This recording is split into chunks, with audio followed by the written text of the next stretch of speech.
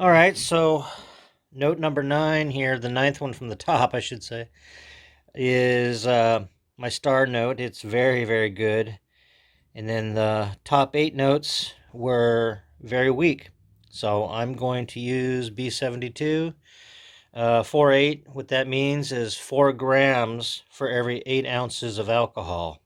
All right, so I'm going to soak the tops of these. And here we go.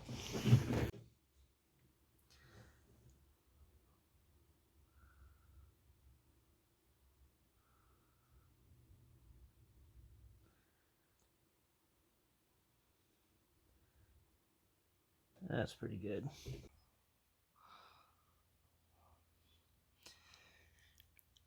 And I'm just going to soak those until the top is nice and soaked. Right about there. As I said, I got these top 8 notes. And then all you can do is just wait till it dries. Usually I'm going to wait till tomorrow to listen to them and see what the effect of it was, the 4-8.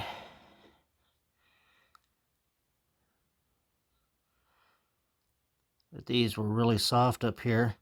You know, it's really weird. You know, like the ninth one from the top here, this E, it was a beautiful sounding note. So the other ones, I'm going to try to bring it up to it. And this right here, I'm really kind of concentrating on the dynamics, but it just kills two birds with one stone when you're going from the top.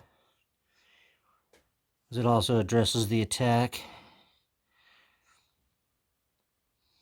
On the after I get these done, I'll put the action on its side, and then I'll show you how I address the dynamic range in a hammer. I address the hammer from the side because, unlike these notes, I don't want to come in from the top and influence the attack. I just want to develop the power so that it has that oomph behind it when you hit the note harder and harder. Okay, that's the top ones. How you fix hammers that don't have a complete dynamic range, meaning they don't really get to fortissimo. So here's how you fix that. I just start putting some drops right here and letting it soak in.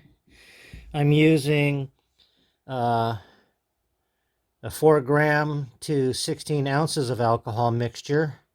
It's weaker than the other mixture. I like to start light. I have a 432, which is my lightest. I usually start with this. Then I let it dry. The hammers dry overnight. And then I see what the listen to what the results were, and then that'll give me an idea if I hit the mark or if I need to use another pass with this or go with a thicker solution. And so that I start light, and then that gives me an idea of where to go from there. So here's what I do. I just kind of just let it soak in on the sides. And this way I avoid the top, which is the area responsible for attack.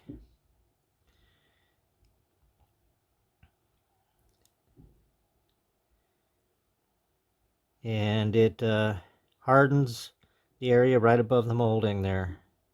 All right, so we'll do that.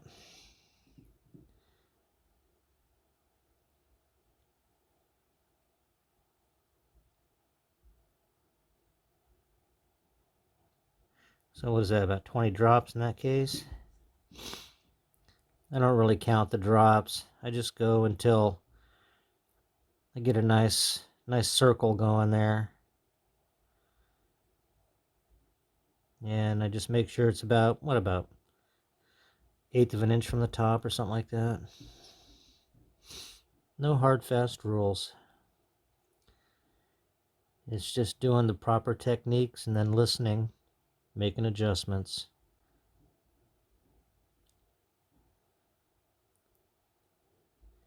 Then after I do this side, I'll flip it around and do the same thing on the other side.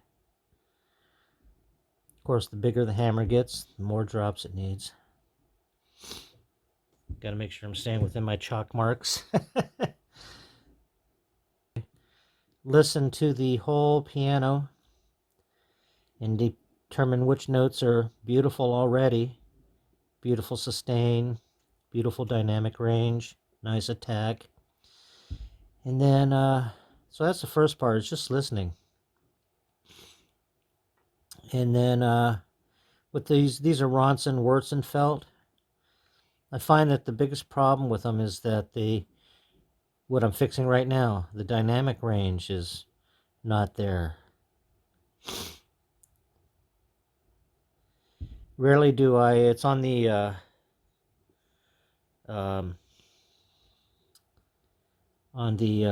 hard pressed hammers. Usually the first thing I have to start addressing on those is the sustain.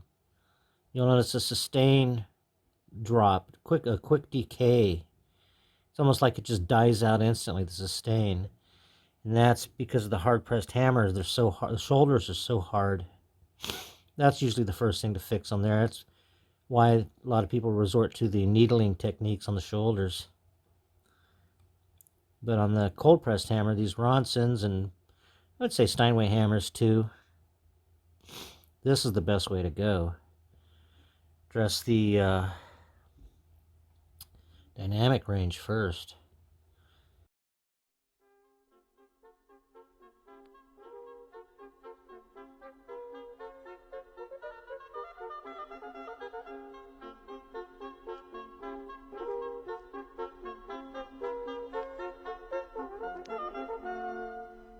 Alright, so that's doing the bass section. Just following the chalk marks. Alright, thanks for watching.